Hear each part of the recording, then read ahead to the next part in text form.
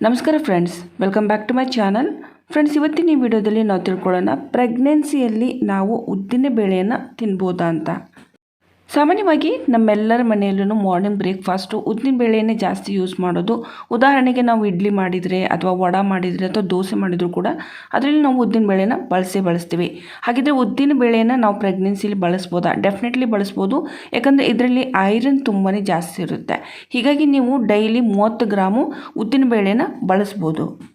ಸ್ನೇಹಿತರೆ, ಮೊದಲಿಗೆ ನಾವು ತಿಳ್ಕೊಳ್ಳೋಣ ಉದ್ದಿನ ಬೇಳೆಯಲ್ಲಿ ಯಾವ ಪೋಷಕ ತತ್ವಗಳಿದೆ. ಓಕೆ, ಸೊ ಏನೇನು ಬೆನಿಫಿಟ್ ನಮಗೆ ಸಿಗ್ಬೋದು ಅಂತ ಇದರಿಂದ ನಮಗೆ ಒಂದು ಐಡಿಯಾ ಬರುತ್ತೆ. ಸೊ ಅದಾದ ನಂತರ ನಾವು ಇದನ್ನು ತಿನ್ನೋದ್ರಿಂದ ಏನೇನು ನಮಗೆ ಉಪಯೋಗ ಇದೆ ಅಂತ ತಿಳ್ಕೊಳ್ಳೋಣ. ಹಾಗಿದ್ರೆ ನಾವಿಲ್ಲಿ ಯಾವ ರೀತಿಯ ಒಂದು ಉದ್ದಿನ ಬೇಳೆನ ತಿನ್ನಬೇಕು ಅಂತಂದರೆ, ಕಪ್ಪು ಉದ್ದಿನ ಬೇಳೆ ಅಂತ ಕೂಡ ಬರುತ್ತೆ, ಬಿಳಿ ಉದ್ದಿನ ಬೇಳೆ ಅಂತೂ ಕೂಡ ಬರುತ್ತೆ. ಅದರಲ್ಲಿ ಕಪ್ಪು ಉದ್ದಿನ ಬೇಳೆಯನ್ನು ನೀವು ತಿಂದರೆ ತುಂಬಾ ಒಳ್ಳೆಯದು. ಈ ರೀತಿ ಒಂದು ಕಪ್ಪು ಉದ್ದಿನ ಬೇಳೆ 100 ಗ್ರಾಮ್ ಏನು ಉದ್ದಿನ ಬೇಳೆ ಇರುತ್ತೆ ಅದರಲ್ಲಿ ಎಷ್ಟು ಪೋಷಕ ತತ್ವಗಳಿರುತ್ತೆ ಅಂತಂದರೆ 350 KCAL ಊರ್ಜಾ ಇರುತ್ತೆ ಇದರಲ್ಲಿ.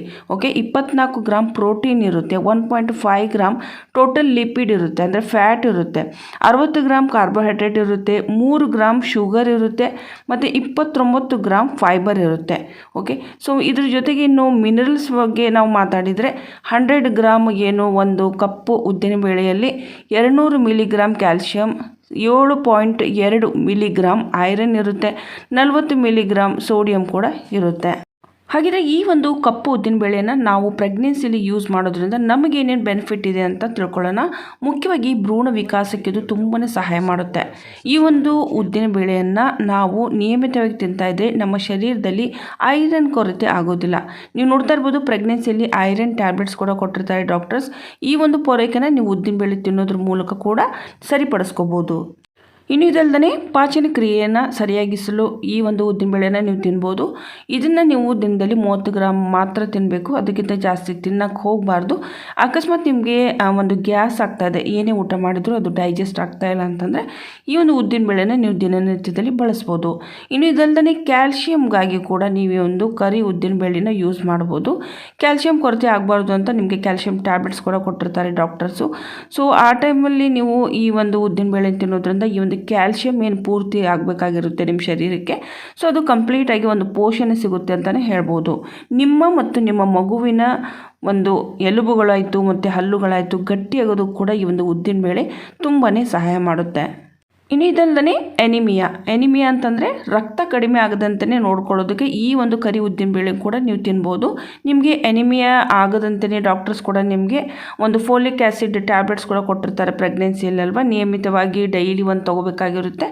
ಅದೇ ರೀತಿಯಲ್ಲೇ ಎನಿಮಿಯಾ ಆಗದಂತೆ ಈ ಒಂದು ಉದ್ದಿನ ಬೇಳೆ ಕೂಡ ತುಂಬಾ ಹೆಲ್ಪ್ಫುಲ್ ಆಗುತ್ತೆ. ನೀವು ನಿಮ್ಮ ಒಂದು ಡಯಟಲ್ಲಿ ಈ ಒಂದು ಉದ್ದಿನ ಬೇಳೆ ಕೂಡ ಇನ್ಕ್ಲೂಡ್ ಮಾಡ್ಕೋಬೋದು. ಇನ್ನು ಪ್ರೆಗ್ನೆನ್ಸಿಯಲ್ಲಿ ನಿಮಗೆ ಸ್ವಲ್ಪ ಕೂತ್ರೆ ಅಥವಾ ನಿಂತರೆ ಅಥವಾ ಮೆಟ್ಲು ಹತ್ತಿದ್ರೆ ತುಂಬಾ ಸುಸ್ತಾಗುತ್ತೆಪ್ಪ ಅಂತಂದರೆ ಆ ಟೈಮಲ್ಲಿ ನೀವು ಉದ್ದಿನ ಬೇಳೆನ ಡೈಲಿ ಒಂದು 30 ಗ್ರಾಮ್ ಯೂಸ್ ಮಾಡ್ಬೋದು. ಈ ಒಂದು ಉದ್ದಿನ ಬೇಳೆನ ನೀವು ನಿಯಮಿತವಾಗಿ ತಿನ್ನೋದ್ರಿಂದ ನಿಮ್ಮ ಶರೀರದಲ್ಲಿ ಒಂದು ಎನರ್ಜಿ ಬರುತ್ತೆ. ಸೊ ಇದರಿಂದ ನಿಮಗೆ ಸುಸ್ತಾಗೋದು ತುಂಬಾ ಒಂದು ಕಡಿಮೆ ಆಗುತ್ತೆ ಅಂತ ಹೇಳ್ಬೋದು. ಸೊ ಹೀಗಾಗಿ ಡೈಲಿ ನೀವು ನಿಮ್ಮ ಡಯಟಲ್ಲಿ ಈ ಒಂದು ಉದ್ದಿನ ಬೇಳೆನ ಕೂಡ ಇನ್ಕ್ಲೂಡ್ ಮಾಡ್ಕೊಳ್ಳಿ. ಇನ್ನು ಇದಲ್ಲದೆ ನಿಮ್ಮ ದೇಹದ ತೂಕವನ್ನು ನಿಯಂತ್ರಣವಾಗಿಸಲು ಕೂಡ ಈ ಒಂದು ಕರಿ ಉದ್ದಿನ ಬೇಳೆ ತುಂಬಾ ಹೆಲ್ಪ್ಫುಲ್ ಆಗುತ್ತೆ. ಇನ್ನು ಇದಲ್ಲದೆ ನಿಮ್ಮ ಭ್ರೂಣದಲ್ಲಿ ಬೆಳೆಯುವಂಥ ಮಗುವಿನ ಒಂದು ತೂಕ ಏನಿರುತ್ತೆ ಅದು ತುಂಬ ಚೆನ್ನಾಗಿ ಆಗುತ್ತೆ, ಒಂದು ಇಂಪ್ರೂವ್ ಆಗುತ್ತೆ ಅಂತ ಹೇಳ್ಬೋದು. ಕರೆಕ್ಟಾಗಿ ಇರಬೇಕು, ಅಷ್ಟು ಇರುತ್ತೆ.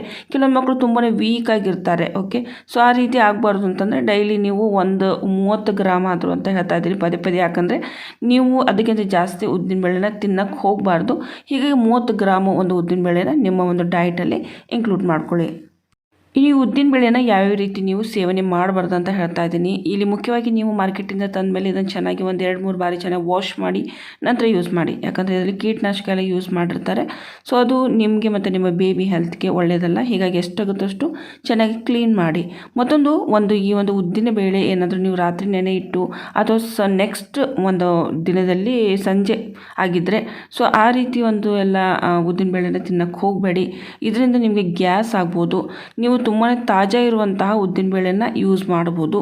ಓಕೆ, ಸೊ ಮತ್ತೊಂದು ಈ ಒಂದು ಉದ್ದಿನ ಬೇಳೆನ ನೀವು ಆದಷ್ಟು ಕರಿದಂಥ ಪದಾರ್ಥಗಳನ್ನ ತಿನ್ನೋದು ಅವಾಯ್ಡ್ ಮಾಡಿ.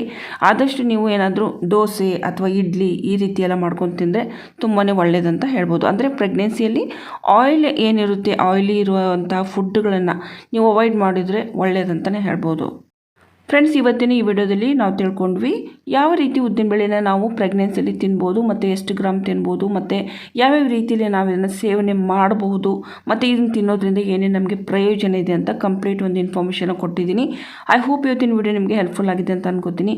ಇವತ್ತಿನ ಈ ವಿಡಿಯೋಗೆ ಸಂಬಂಧಪಟ್ಟಂತೆ ನೀವು ಏನೇ ಕೇಳೋದಿದ್ರು ನೀವು ನನಗೆ ಕಮೆಂಟ್ ಬಾಕ್ಸಲ್ಲಿ ಕೇಳ್ಬೋದು. ಮುಂದಿನ ವಿಡಿಯೋದಲ್ಲಿ ನಾನು ಮತ್ತೆ ಸಿಗ್ತೀನಿ. ಅಲ್ಲಿವರೆಗೂ ನಮಸ್ಕಾರ.